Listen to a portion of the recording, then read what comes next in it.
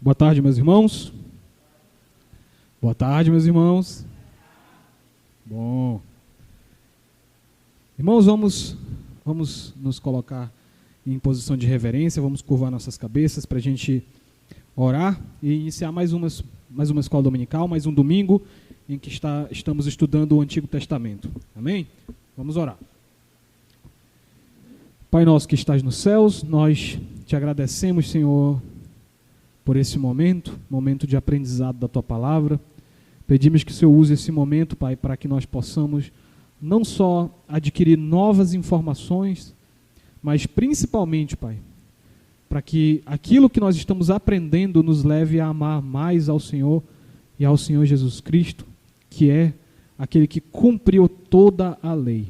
Nos ajuda, Senhor, neste dia, que possamos sair daqui edificados do Senhor pela ação do Teu Espírito. Te pedimos isso em nome dele, o nosso Senhor Jesus Cristo. Amém.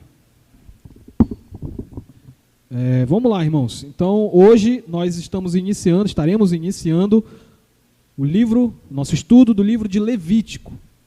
E eu fiquei pensando desde o começo, quando a gente projetou essa escola dominical no Antigo Testamento, como seriam essas exposições, como seria dar estudos no livro de Levítico. Porque acho que todo mundo aqui sabe, todo mundo aqui já teve essa experiência, de que o livro de Levítico é um dos que mais testa a nossa fé, principalmente nos momentos devocionais. Quando você chega no livro de Levítico e vê aquele monte de detalhes sobre como sacrificar um animal, onde fazer o corte, o que fazer com a gordura, o que fazer com os rins, o que fazer com o fígado do animal, e você pensa, por que eu deveria saber isso? Então, eu acho que desde o começo foi onde eu mais me perguntei como trazer isso para os irmãos. E eu espero que a gente tenha conseguido aqui nesses estudos do livro de Levítico fazer com que os irmãos venham entender a importância disso tudo, porque tudo isso tem importância sim, ao contrário do que muitas pessoas dizem por aí, que a Bíblia não é a palavra de Deus, ela só contém algumas coisas que são a palavra de Deus e aí descarta Levítico fora. Não. Nós cremos que Levítico, de capa a capa, é palavra de Deus. Então nós queremos justamente mostrar isso para os irmãos, como que o livro de Levítico faz parte e é a palavra do Senhor. Amém?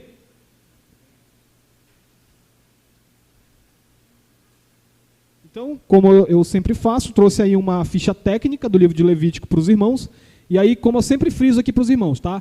Esse nome que a gente tem aí na nossa Bíblia, o nome Levítico, ele é um nome latino ou grego que foi traduzido do livro. Não é o nome original do livro que os judeus falavam.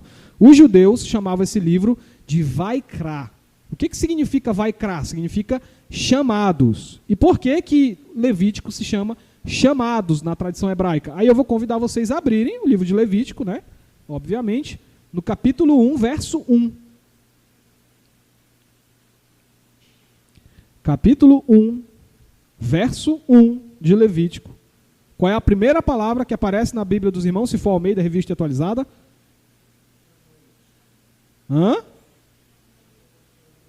Chamou, não é?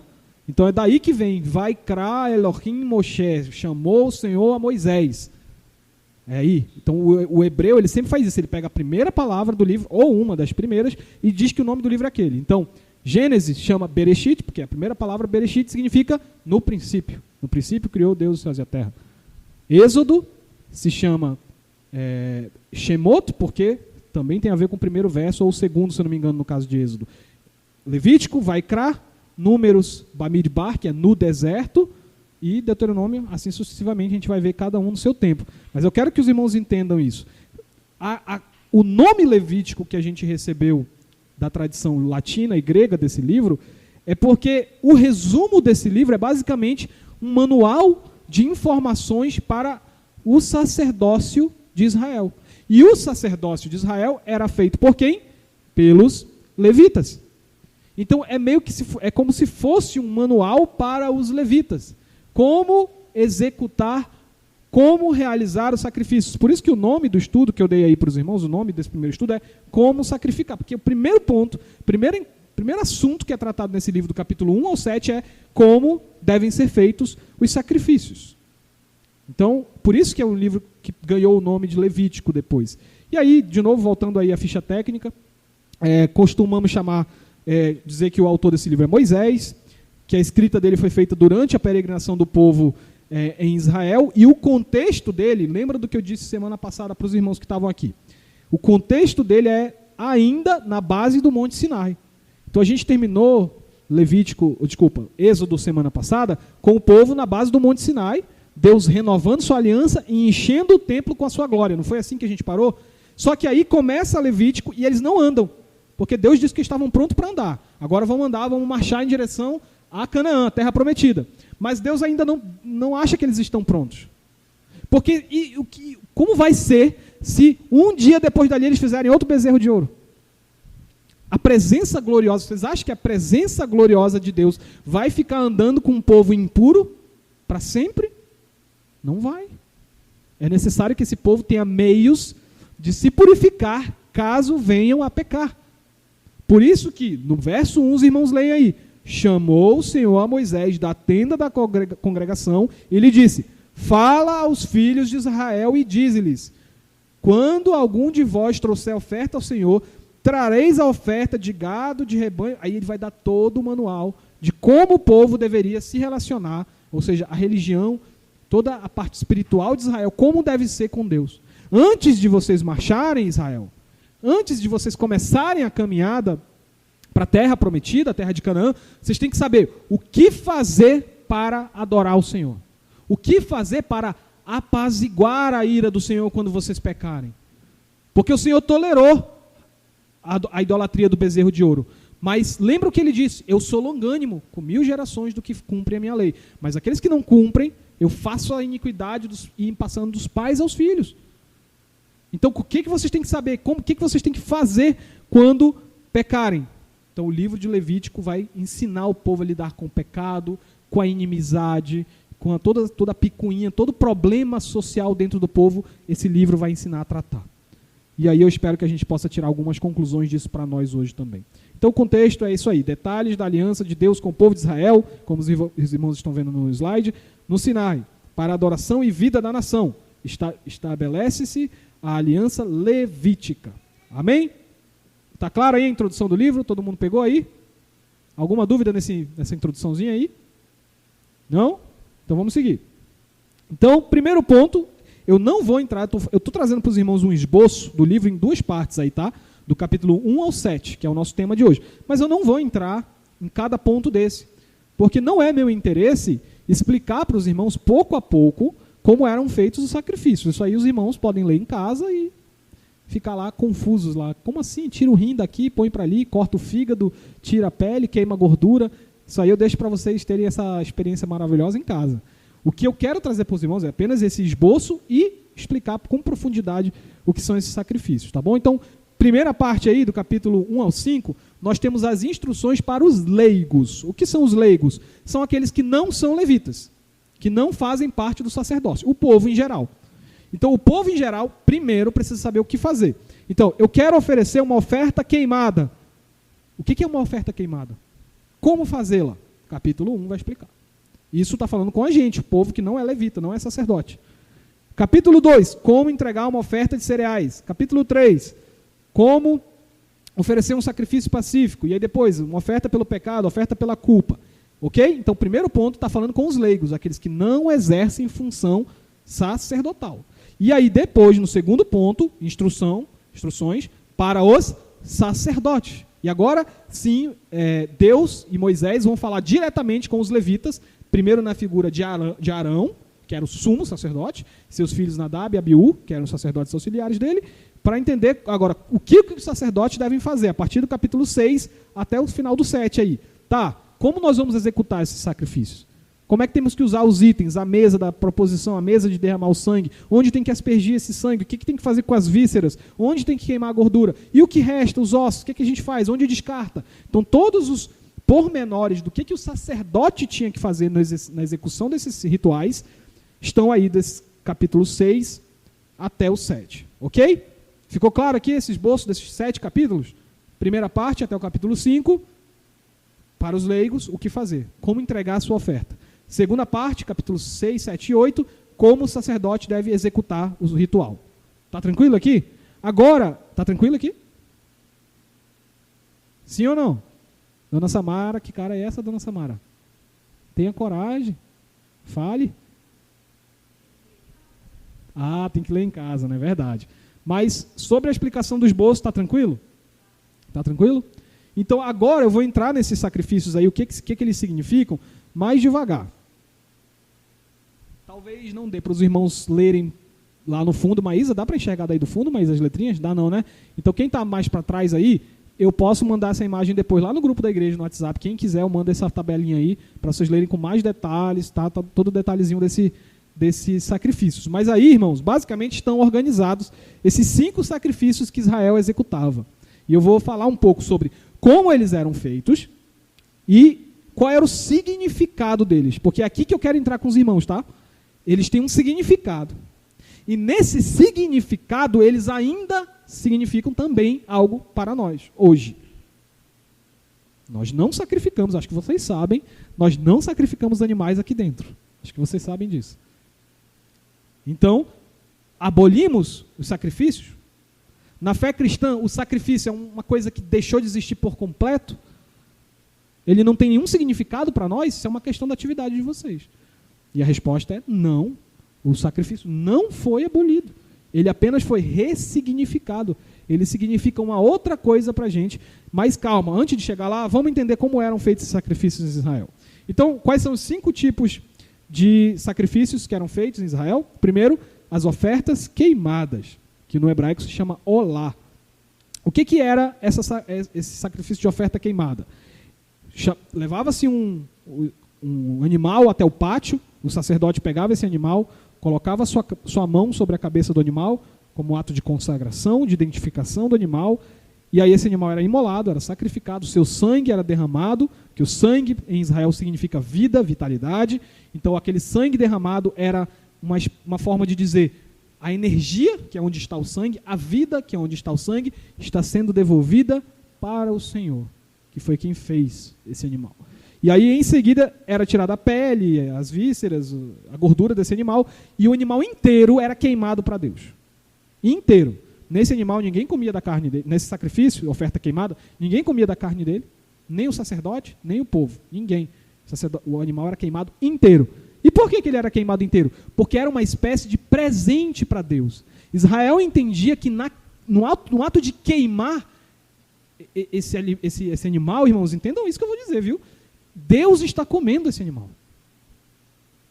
Sim, Israel entendia e dizia isso de forma muito clara, que Deus se agradava daquele sacrifício. E aí, a fumaça que subia era como se fosse Deus respirando e aceitando aquele sacrifício. Por isso que ninguém podia comer nada. O sacrifício era inteiramente de Deus. Agora, o que ele representava para o povo de Israel, esse sacrifício? Representava um ato de dedicação da pessoa e dos sacerdotes ao Senhor. Agora, os irmãos precisam entender uma coisa. Esses sacrifícios eram feitos com animais de médio e grande porte. Se fosse um pecado, ou se acontecesse alguma coisa que envolvesse a comunidade inteira, os sacerdotes, tinha que ser um touro, um boi, um animal bem grande, para representar. Agora, vocês acham que naquele tempo, um tempo de escassez, vagando pelo deserto, matar um boi era uma coisa pouca? Não era não, irmãos. O boi era um recurso muito valioso, era muito caro ter um boi, ter um bode, um cabrito. Então, o ato de você levar um cabrito seu, um boi seu, que era um animal valiosíssimo, e dizer, Senhor, toma para ti, era um ato muito importante. Significava muito para eles. Então, é isso, simbolizava a dedicação. Senhor, o que eu tenho é teu, toma. E aí, o animal era sacrificado para Deus. O segundo tipo de oferta, as ofertas de cereais, chamada minhá, no hebraico, são ofertas de grãos. São ofertas de trigo, cevada, né, algum grão seco. E aí esse grão era misturado pelo sacerdote ou pela pessoa que levava até o sacerdote em azeite, incenso e apresentado no altar e eventualmente também era queimado. Esse já os sacerdotes podiam tirar uma parte para eles, porque também era a manutenção da comida do sacerdote. Então, você levava o seu dízimo, 1 quilo de cereal, uma parte era dos sacerdotes e a outra parte ia para fazer a oferta. Então, da mesma forma, uma parte é do sacerdote, a outra parte que é queimada e vira incenso é de Deus. Deus está comendo aquele cereal. Então, irmãos, era assim que era feita a satisfação. E o que representa as ofertas de cereais para a vida do povo de Israel? Um ato de gratidão pela bondade de Deus. Por que gratidão? O que tem a ver gratidão? Ora, porque eu estou no meio do deserto, no meio da secura, mal tem água para beber, e eu tenho tudo isso aqui de grão. A terra está dando fruto. Eu não tenho que estar grato? Sim ou não? Se eu estou num país com 20 milhões de desempregados e eu tenho emprego, eu não tenho que estar grato? Sim ou não? É a mesma coisa. Eles estão no meio do deserto e ainda assim eles têm o fruto da colheita. Então eles entendem que como forma de gratidão eles têm que repartir um pedaço da sua colheita com Deus e com os sacerdotes que mantêm o serviço religioso funcionando. Então, por isso que era queimado um pedaço do cereal como forma de gratidão ao Senhor. Terceiro tipo de sacrifício pacífico, chamado shilamim, em hebraico. Um animal era sacrificado e comido tanto pelos sacerdotes, agora preste atenção, como pelos ofertantes. Esse era o único sacrifício em Israel que oferecia o sacrifício, podia comer também. Os outros sacrifícios, nenhum o ofertante come. Ou só Deus come, ou só Deus e o sacerdote comem. Mas o único sacrifício que o ofertante, a pessoa que vai até o altar, ele come, é esse aqui. Por quê? Por que nesse caso o animal era imolado, tirado suas partes, e um pedaço da carne, eu que ofertava, podia comer? Sabe por quê? Porque o significado, olha aí, significado. O significado desse sacrifício era o estabelecimento da comunhão e da paz em Israel. Esse sacrifício ele era feito também para ação de graças. Então, ele era feito geralmente em uma situação onde aconteceu alguma coisa comigo e eu estive em risco de morrer, por exemplo. E o Senhor me resgatou, me curou. Então, eu quero voltar a ter comunhão com o povo. Eu estava afastado, hospitalizado, ou então eu tive uma doença transmissível, eu tive uma doença contagiosa e eu tive que ser afastado dos meus irmãos para não contaminá-los. Quando eu sou readmitido, quando eu posso voltar à comunhão do povo, eu quero celebrar. Eu voltei, eu posso estar com vocês de novo. Então como é que eu vou representar essa alegria de que eu estou com vocês e que há paz no nosso meio? Como é que eu represento? Eu pego o animal e ponho na mesa para nós comermos juntos.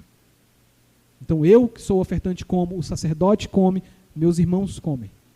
É um sacrifício de paz, de comunhão. Ou porque eu fiz um voto e consegui cumpri-lo e eu me alegro comendo com os sacerdotes porque eu cumpri o voto. Enfim, irmãos, esse é um sacrifício que celebra a união e a paz dentro do povo de Deus. Um sacrifício de comunhão. E o último, ainda tem dois. Sacrifício pela culpa, Asham. É um sacrifício animal feito quando a pessoa cometeu um erro involuntário ou um pecado menor. Então, eu causei um acidente, mas não foi minha intenção. Eu estava chegando na igreja, o irmão Gilney estava chegando na igreja e bateu com o carro dele em mim. Porque ele disse que estava sem freio, né, seu Junei? Teve um tempo aí que o seu Junei estava andando sem freio. Me bateu, seu Junei. Mas não foi a intenção do seu Junei, com certeza. Como é que eu lido com isso? Como é que a gente faz hoje? Eu não tive intenção, deixa para lá. O que vale é o coração, a gente diz, né? Deus sabe que eu não quis fazer isso. Deus sabe. Mas a consequência ainda está lá, a perna do irmão está quebrada. Então, o Antigo Testamento ensina para a gente que, mesmo quando eu erro sem intenção, sem querer, a consequência do meu erro continua existindo. E por causa disso, porque a consequência existe, eu tenho que reparar o dano que eu causei. Então, se eu machuquei alguém, eu tenho que participar da cura da pessoa, mesmo que eu não tenha feito de propósito. Então, essa história, essa filosofia do mundo de que o que importa é meu coração, Deus sabe que eu não fiz de propósito, então não importa, eu não quero saber o que vão dizer de mim, importa o que eu sei. Não importa só o que você sabe, não. Importa o dano, importa o impacto que as tuas ações causam na vida do outro. Então, esse sacrifício, o Asham, é um sacrifício que simboliza, olha aí, simboliza a culpa sendo tirada de mim. Quando eu vou lá e oferto, por exemplo, eu matei um animal, matei um boi, acabei de falar para vocês que o boi era um bem, digamos assim, era um recurso muito valioso. Não era todo mundo que tinha um boi naquele tempo. E aí eu matei o boi, o único boi do meu vizinho. Ele precisava daquele boi para arar a terra, de repente fazer reprodução, enfim, ele precisava daquele boi. E eu matei o boi dele sem querer. Aí porque sem querer eu deixo ele sem o boi, ele vai passar fome agora? Não. Eu vou ter que tirar algo da minha riqueza e restituir o valor para ele. Então isso ensina que eu sou responsável pelas minhas ações e eu tenho que reparar os danos que eu causei. Simboliza a tirada da culpa. A partir do momento que eu vou lá e faço o sacrifício, agora a minha culpa foi tirada. Mas que culpa? Eu não fiz de propósito. Mesmo assim, enquanto o dano não for reparado, a culpa repousa sobre você. Como é que eu me livro dessa culpa? Reparando o dano que eu fiz. Então, veja que ensinamento que há nesse sacrifício. Veja que simbolismo interessante aqui. Agora sim, o último, oferta pelo pecado. Aí aqui é diferente. É um sacrifício animal, como os outros, só que feito pelo pecado especificamente. Aquele pecado que a gente chama de voluntário, quando você pecou, de fato, seja você como indivíduo ou coletivo, quando é a nação toda, já disse, quando é a nação toda, o sacrifício é muito maior, usa-se bois, porque é um animal muito maior, muito mais valioso, e para a restituição do povo, restauração do povo. Então esse sacrifício, essa oferta pelo pecado também era oferecida em caso de impureza, impureza sexual, impurezas de outros tipos que, quando vocês forem ler em Levítico, vocês vão ver, e mais para frente a gente vai falar dessas impurezas. Mas o fato é, quando eu estou impuro, quando eu peco, eu preciso me purificar para estar de novo na comunhão do povo. Eu não posso estar no meio do povo de qualquer jeito. Por isso que nós, na igreja cristã, só um parêntese aqui para os irmãos, por isso que quando uma pessoa peca aqui dentro de nós, é disciplinada, se submete à disciplina, se arrepende dos seus pecados, mesmo ele estando arrependido, ele é afastado da mesa da comunhão da ceia. Entenderam? Mesmo estando arrependido, é afastado da comunhão da ceia. É o mesmo princípio. Enquanto você não tratar esse pecado, e isso demanda tempo, você não pode tomar o pão e o vinho. Então é o mesmo princípio. O povo precisava tratar os seus pecados. E o sacrifício era uma forma que simbolizava. Olha o simbolismo aí, no último quadradinho. Simbolizava a impureza ou pecado sendo tirado do povo. Então, quando o animal era sacrificado, quando aquele sangue era derramado, e quando aquele sacrifício era ofertado diante do Senhor, para o benefício dos sacerdotes e para o deleite do Senhor, a culpa de Israel era retirada. Então veja, irmãos, todo o sistema que o Senhor criou, veja todo esse monte de simbolismos, de práticas detalhadas que o Senhor disse para Moisés. Moisés tem que ser assim, assim, assim, do jeito que eu quero. Veja como isso era importante para que, a partir disso, depois disso, Israel pode começar a marchar, sair do Monte Sinai e ir em direção à Terra Prometida. Vocês não podem ir em direção à Terra Prometida sem entender que precisam de purificação, de arrependimento e de expiação contínua. Está claro esse ponto? Para que servem os sacrifícios? Sim ou não? Caio, o único sacrifício que os ofertantes participam é o de cereais e o sacrifício pacífico. Todos os outros é feito do átrio para dentro. Inclusive o povo nem assistia. Muitas vezes, as pessoas que estavam levando as ofertas nem moravam perto da tenda da congregação. Ou, mais para frente, do templo de Salomão. Lembre-se, por exemplo, de Lucas 2, quando Maria vai a Jerusalém com José e Jesus, e ela leva uma oferta, se não me engano, de rolinhas, pombinhas, se não me engano, ela oferece, porque provavelmente ela não tinha um cabrito, provavelmente era caro demais um cabrito, e ele sendo de uma família muito pobre, Nosso Senhor nasceu numa família muito pobre, então a função dela era só apenas ir até Jerusalém e deixar o animal que o sacerdote fazia o resto. Também é por isso que o Senhor Jesus, mais para frente, Caio, se ira ao se deparar com aquela cena no templo. Os vendedores lá, os cambistas vendendo animais dentro do templo. A ideia era, por que você vai perder seu tempo pegando um animal dos seus e saindo de Nazaré, saindo de Belém, tão longe, para levar um animal para Jerusalém? Não, venha sem nada. Chega aqui, você vê e compra um animal. Só que esses animais lá em Jerusalém eram armazenados de qualquer forma, era animal sem pata, animal com deformação. E aí Jesus fica irado com isso. Fica irado, porque um dos requisitos aqui dos sacrifícios é que o animal que você oferta tem que ser dos melhores, sem defeito, sem mancha nenhuma. Entende? Então, eu nem participo do sacrifício, porque é algo tão profundo que só o sacerdote lá dentro, em comunhão com o Senhor, pode participar. E detalhe, Caio, a gente vai falar mais para frente de um episódio, não hoje, mas num outro domingo, se o Senhor permitir, do que acontece quando o sacrifício é feito de qualquer jeito. Por que o Senhor é tão preocupado com essas regrinhas tintim por tintim? Porque o sacrifício é para Ele. O culto, a adoração é para Ele. Então tem que ser do jeito que Ele se agrada em receber. Então mais para frente a gente vai ver a história de 2 filhos de Arão que inventam de fazer um sacrifício da própria cabeça e se dão muito mal. Então é por isso que a gente não sacrifica. Para a gente não inventar onda e se dar mal também. Deixa com os sacerdotes, que eles sabiam o que fazer. Eles receberam esse livro para fazer segundo o que está escrito no manual. Ok? Desenhe.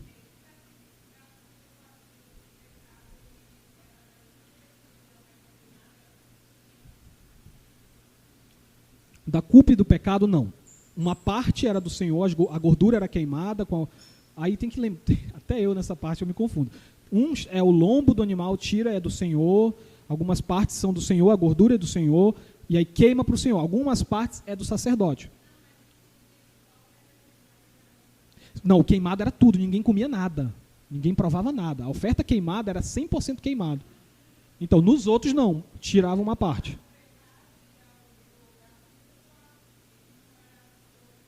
Não era todo para o Senhor. Isso. Uma parte os sacerdotes comiam. Por quê? Até abre para eu comentar um ponto. Os irmãos que já leram e acompanharam essa narrativa toda de Levítico, e até antes mesmo, Êxodo, sabem que a tribo de Levi era a única que não tinha propriedades. O Senhor não permitia que eles comprassem terra, fazenda, boi, gado, nada. Eles não tinham nada. Não tinham nenhuma terra no nome deles ainda. Então, para garantir que eles fossem alimentados, já que eles não podiam trabalhar, essas ofertas eram dadas para eles se alimentarem também, para eles não morrerem de fome.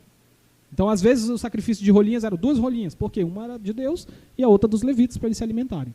A única oferta que os levitas não podiam nem tocar era a oferta queimada. Essa é exclusiva toda do Senhor. Ok? Obrigado. Mais alguém? Pergunta? Beatriz? Se eu vou aplicar a importância dos sacrifícios hoje? Vou.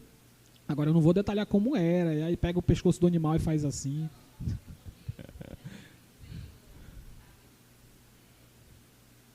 Sim. Vou já comentar, a gente vai já chegar lá, minha esposa. Só um comentário interessante, irmãos. É muito importante os irmãos saberem, antes de a gente seguir, quem quiser fazer mais perguntas vai poder fazer, mas é importante os irmãos entenderem uma coisa. Veja, essa visão do sacrifício, ela deixa muito claro uma coisa. Israel entendia, e foi revelado para eles isso, que toda oferta com relação a pecado, culpa, envolvia a morte de um animal, porque a morte do animal ensinava para eles o sangue que era derramado e aspergido, ensinava para eles que quando o povo pecava, quando eu pecava, alguém precisava pagar. E o sacerdote colocava a mão na cabeça daquele animal para dizer que a culpa seja levada por esse animal. Então, a perda desse dano material que eu perdi, né, um animal que era muito importante para mim, representava que eu estava pagando, eu estava sendo, digamos, punido, mas não na minha carne, na carne daquele animal. Então, a morte dele era a culpa dos meus pecados sendo levado para longe de Israel. Por isso que, inclusive, um outro detalhe, muito obrigado pela tua pergunta, Dezinho. As ofertas de culpa pelo pecado, os restos do animal, excremento, as vísceras, era queimado fora do acampamento. Por quê? Porque o israelita, o hebreu daquele tempo, ele não tinha esse conceito que nós temos hoje, de que o órgão mais importante do nosso corpo é o coração, né? Hoje a gente faz isso, né? O David declarou um dia para a Lady Laura e falou assim: o meu coração acelera quando te vê. Só que se o David fosse um hebreu de 5.000 anos atrás, ele ia dizer: as minhas vísceras se comovem quando te veem, Lady Laura. O meu intestino delgado treme por ti. Porque para um hebreu, o órgão onde estão os teus sentimentos é o intestino. O intestino é o órgão mais importante para o hebreu. Então é onde está quem você é. Então, se eu acabei de colocar a mão na cabeça desse cabrito e disse que o meu pecado, o pecado do povo vai ser depositado nele, eu quero as vísceras dele longe daqui. Porque o pecado foi todo depositado ali. Entende? É por isso que esse sacrifício era separado, uma parte para os sacerdotes, uma parte para Deus, e aquilo que representava o pecado era jogado fora. Longe, fora do arraial, fora do acampamento. Então tem todo esse simbolismo. Ok? Mais alguma dúvida? Tá legal as perguntas aí. Não? Então vamos seguir.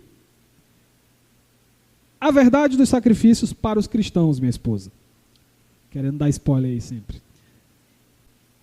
Nós cristãos não oferecemos mais sacrifícios como na lei levítica.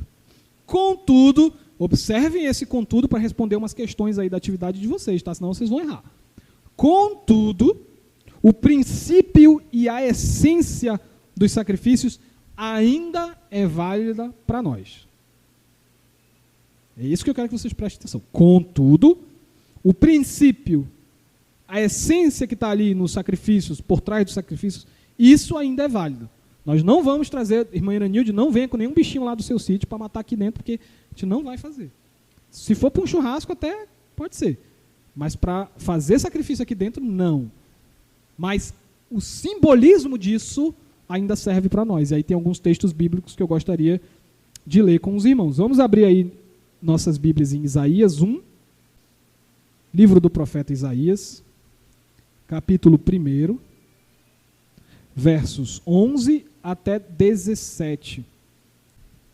Diz assim a palavra do Senhor: de que me serve a mim, Deus está falando com o povo, tá, irmãos? Deus está falando. A multidão dos vossos sacrifícios, diz o Senhor. Estou farto, estou cansado dos holocaustos de carneiros e da gordura de animais cevados. E não me agrado de sangue de novilhos, nem de cordeiros, nem de bodes.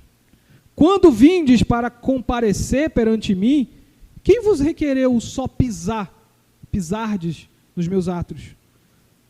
Não continueis a trazer ofertas vãs, e o incenso é para mim abominação, e também as festas de lua nova, os sábados e a convocação das congregações. Não posso suportar a iniquidade associada ao ajuntamento solene. As vossas festas de lua nova e as vossas solenidades, a minha alma as aborrece. Já me são pesadas, estou cansado de sofrer. Pelo que, quando estendei as mãos, escondo de vós os olhos. Sim, quando multiplicais as vossas orações, não as ouço, porque as vossas mãos estão cheias de sangue. Lavai-vos, purificai-vos, tirai a maldade dos vossos atos diante dos meus olhos, cessai de fazer o mal, aprendei a fazer o bem, atendei à justiça, repreendei ao opressor, defendei o direito do órfão, pleiteai a causa das viúvas. Pesado, irmãos, pesado. O Senhor olhar para o seu povo e dizer: eu estou com nojo do culto de vocês. Eu olho para vocês me cultuando, me adorando, cantando canções, entregando ofertas, e eu tenho vontade de vomitar. É o que Deus está dizendo.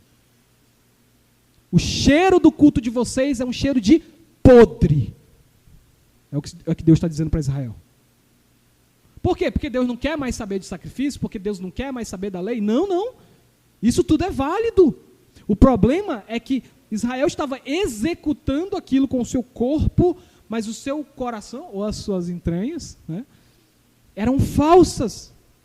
Não havia amor envolvido, não havia piedade, não havia misericórdia envolvido. Como é que eu presto um culto a Deus, mas lá fora eu faço tudo isso que ele está falando de errado aí? Eu não estou nem aí para o órfão, não estou nem aí para a viúva, não estou nem aí para o deficiente. Sou uma pessoa injusta, roubo do meu patrão no trabalho, minto lá fora, dou pino nos outros quando eu peço empréstimo, xingo minha esposa em casa, maltrato minha família, falo mal da minha família para os outros. Como é que Deus vai aceitar o meu sacrifício? Por mais que seja tudo certinho, feito direitinho, de acordo com a lei. Como é que Deus vai aceitar esse sacrifício se lá fora eu sou uma peste? Deus não vai aceitar. Deus tem nojo do culto daquele que lá fora vive outra vida. Temamos e tremamos, irmãos. Todos esses textos que estão aí, Salmo 51, Oséias 6, dizem a mesma coisa. Eu quero ler só mais um com os irmãos. Salmo 51, 15.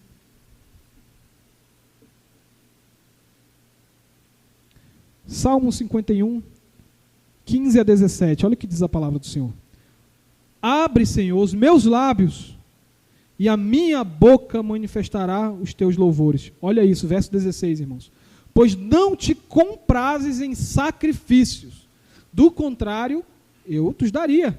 E não te agradas de holocaustos. Agora, verso 17, irmãos.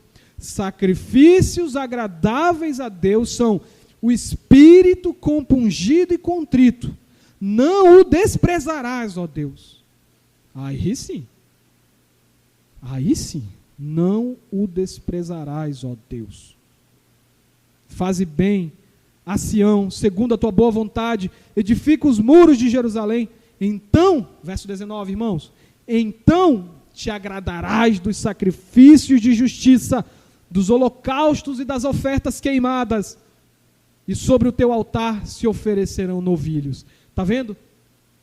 O sacrifício é restaurado, a gente não abandona o sacrifício é restaurado quando é feito com um coração sincero, quando é feito com um coração que louva o Senhor em espírito e em verdade, que nem a gente viu semana passada. O Senhor quer os nossos sacrifícios, mas Ele quer em espírito e em verdade.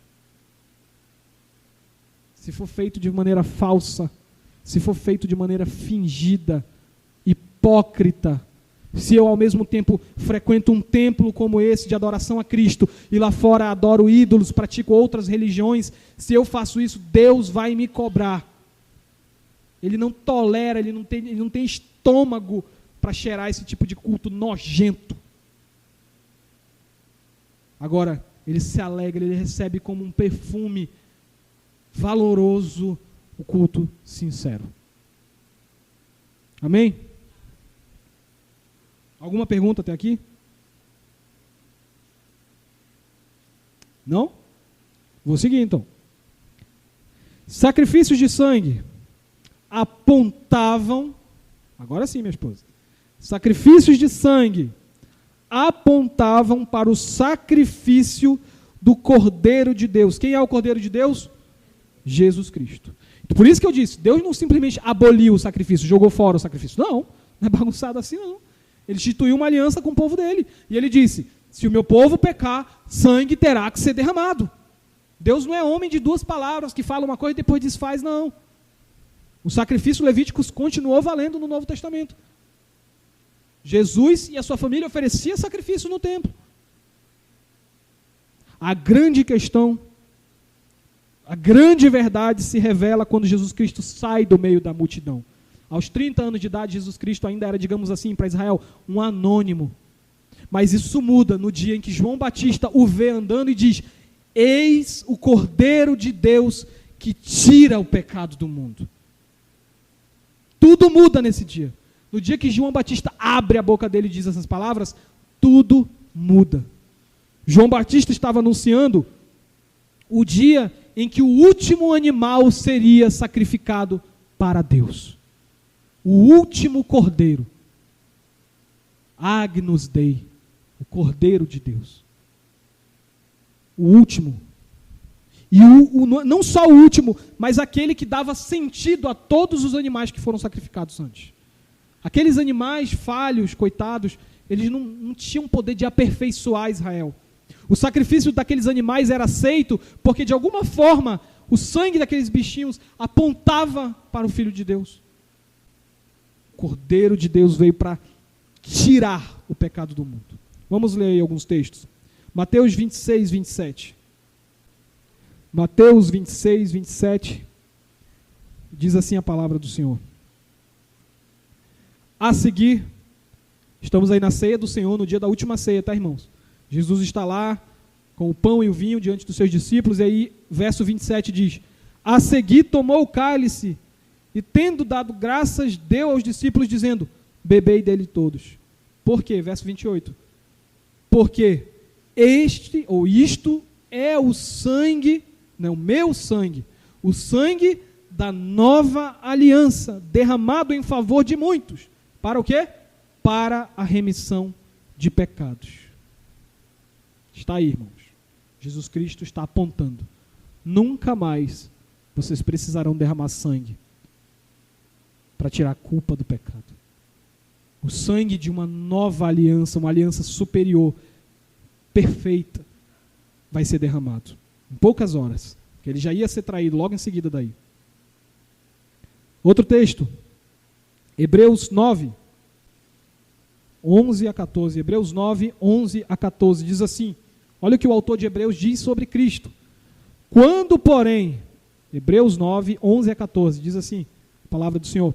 Quando, porém, veio Cristo como sumo sacerdote dos bens já realizados, mediante o maior e mais perfeito tabernáculo, não feito por mãos humanas, quer dizer, não desta criação, não por meio do sangue de bodes e de bezerros, mas pelo seu próprio sangue. O que Jesus fez, irmãos?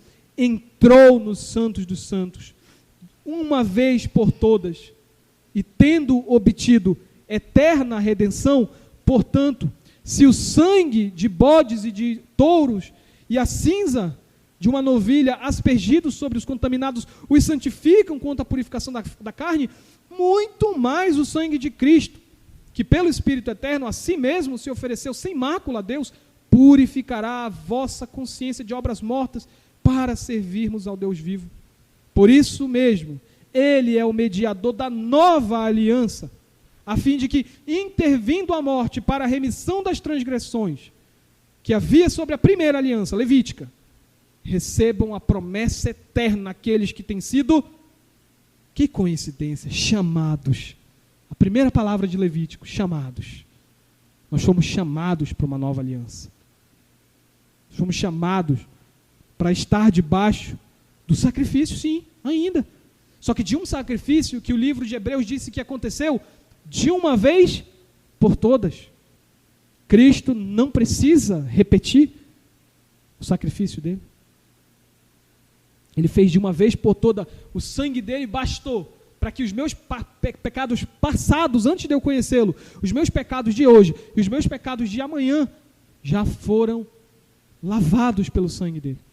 É um sangue tão poderoso, irmãos, que quando nós somos lavados nele, nós ficamos mais alvos do que a neve. Não me explique como é que sangue, um negócio vermelho, deixa a gente mais alvo que a neve. Mas é por causa do poder desse sangue. De uma vez por todas. Aí, está em Hebreus ainda, passa para o capítulo 13. Passa para o capítulo 13, vamos ler aí os versos 15 e 16 somente. Hebreus 13, 15 e 16. Olha o que diz. Olha só isso, irmãos, como somos chamados ainda ao sacrifício. Por meio de Jesus, verso 15, Hebreus 13.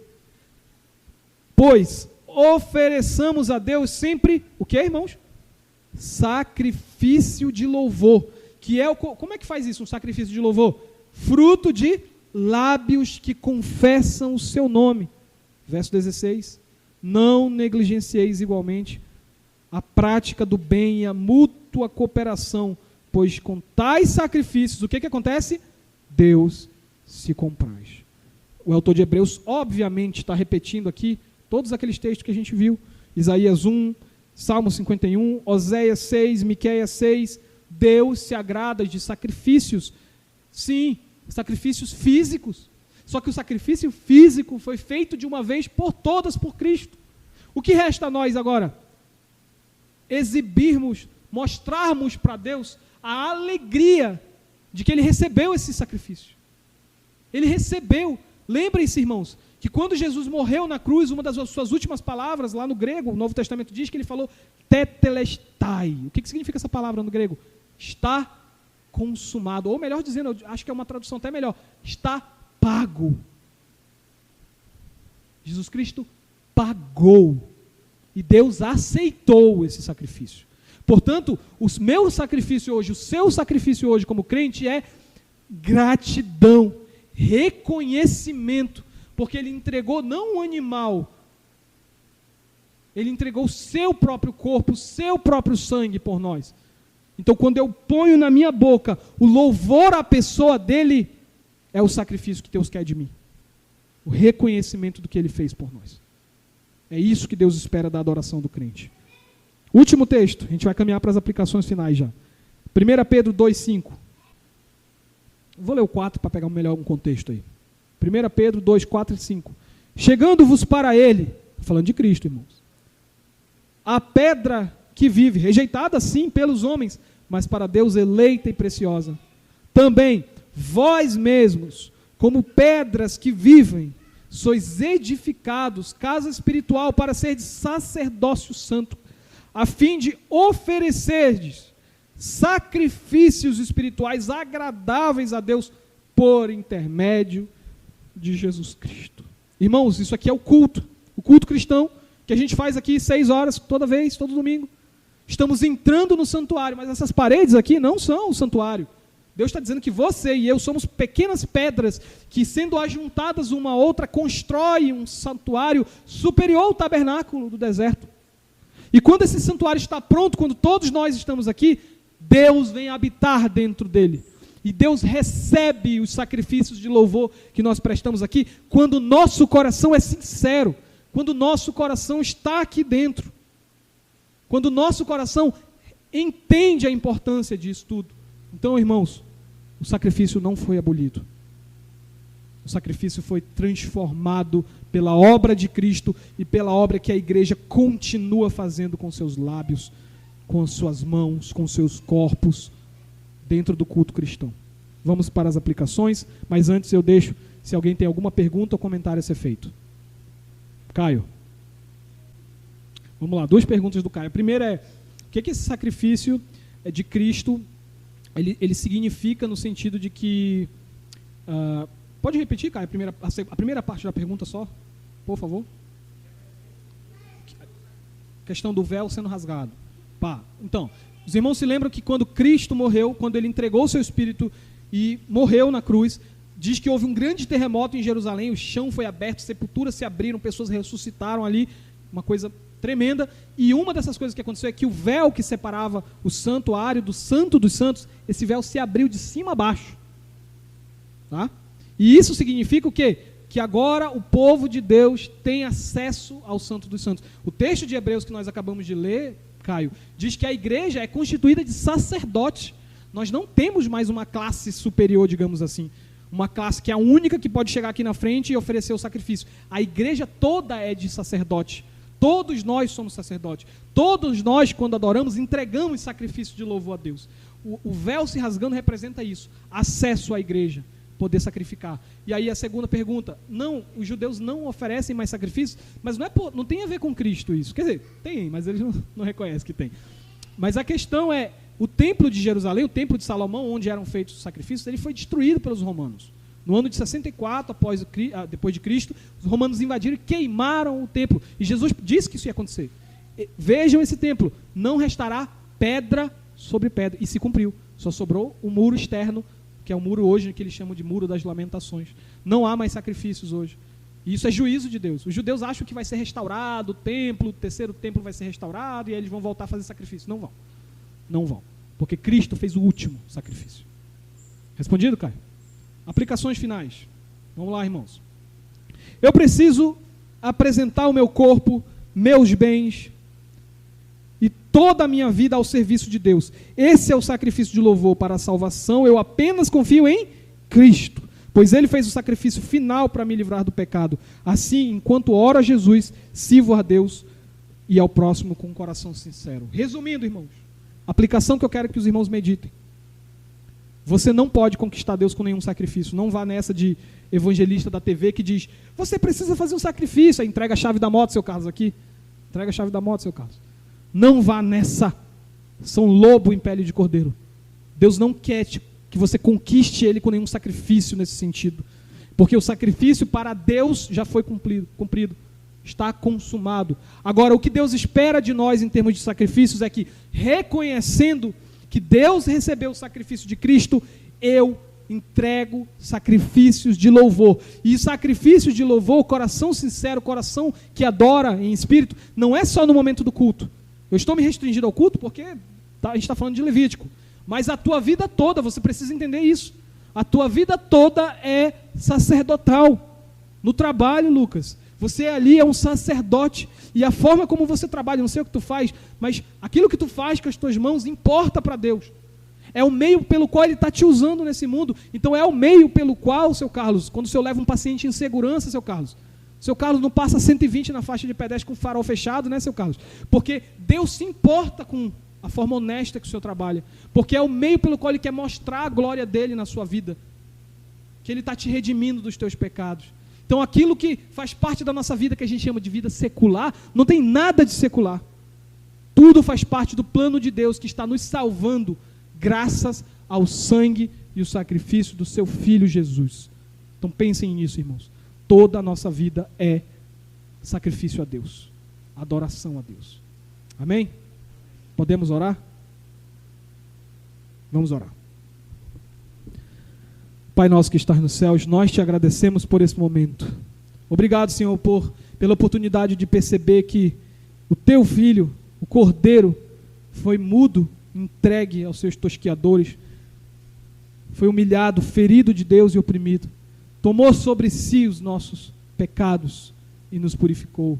E hoje somos mais alvos do que a neve. Ensina-nos, Senhor, a tomar isso como verdadeiro motivo de alegria, para que logo mais, neste culto que prestaremos ao Senhor, possamos de fato ofertar ao Senhor os nossos corpos, nossas mãos, nossas vozes, nossos corações como sacrifício que o Senhor recebe. Toma, Pai, todo o nosso corpo e a nossa mente como sacrifício do Senhor. Não permita que nossas mentes estejam distraídas por assuntos que não convêm agora. Que os nossos celulares não roubem nossas atenções. Que nossos filhos, nada roube nossa atenção. Que estejamos completamente ligados ao Senhor nesse momento, Pai. Nos ajuda, Senhor. Cuida do teu povo. Recebe o nosso louvor. Te pedimos em nome de Jesus Cristo, teu Cordeiro. Amém.